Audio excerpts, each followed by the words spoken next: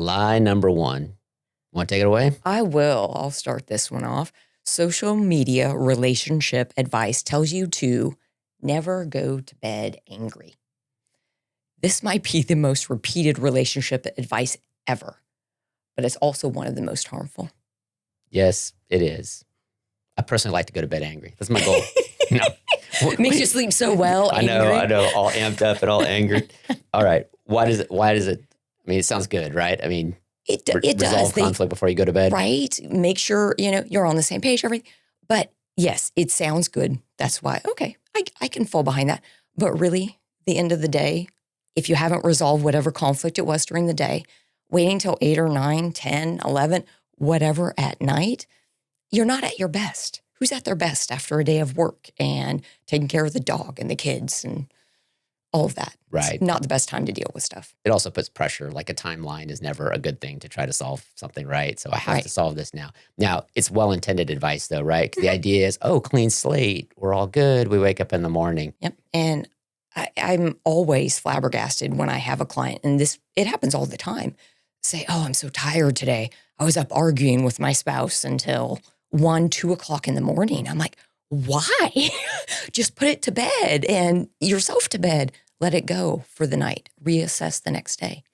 Yep, But agreed. that's what they've heard. Yeah, and you give that advice of, I think there's the advice we give our kids when they were growing up is nothing good happens after midnight. So if you're out and seeing friends and stuff, remember nothing good happens that late at night. I think it's the same with arguments. No solid argument is going to be solved late at night, so don't do that. There's a side question for you. If you're arguing, do you have the right to kick me out of bed and make me sleep on the couch? What's your view on that? We had a discussion about that. Right? And I've never been fond of that. Now, if you choose to get up and go sleep in the other room because you're just like, I need space. Space and everything. I think that's okay. But who decides who has to sleep where? I mean, to me, I'd be like, right? If I said, go sleep on the couch, you might turn to me and say, well, why don't you go sleep on the couch? Exactly.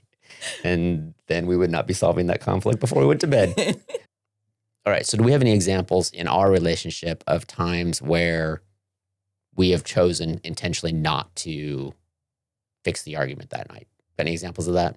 Definitely. The most recent one that I can think of was on a trip that we had where the travel day hadn't gone well. We had some things were said, and it was just... I said some things. Let's be clear on this. I was trying to be kind. Yeah, we have very different travel strategies, and my humor or lack thereof or sarcastic was not appreciated. So yes, I made Melissa very upset on an airplane. Yeah, but we looked at each other and we went, you know what, this is not the time or place. And I knew I needed time to work through my emotions and talk about it later. In the middle of a plane, no. After hours, no, not a good idea. And let's be clear on this. It's not even just not to work through it, but it's to not let it wreck the rest of our travel day. Mm-hmm. So I think one of the strategies that actually works and better than solve everything before you go to bed, don't go to bed angry, is take a pause, set an intentional time to revisit the issue, which is exactly what we did in this case.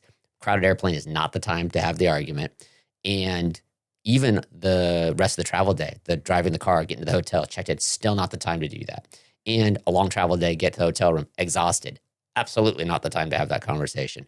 So what we did was the next day we were on a hike, much better space, rested, food. Processed. And then I revisited it and I said, okay, hey, clearly I made you mad. I made you upset. Let's talk about that. And we had a much better conversation than we would have had A, on the plane, or B, late at night. Would we have handled that the same way in our 20s? Oh, I'm probably not. Yeah. Yeah. I think there's some maturity there that comes with knowing there's a time and a place. We might not have fought on the plane, but we probably would have in the car. Right. Right. We probably still wouldn't have done it in public, but we would have tried to resolve it before the night was done. Yeah. So again, we've fallen for some of these lies that social media tells you. All right. Bring it home. How do you reframe that? Right. That lie number one, never go to bed angry. It's not about solving it before bed. It's about solving it well. Love it. All right. So if you've fallen for the myth or the lie of never go to bed angry, let us know in the comments.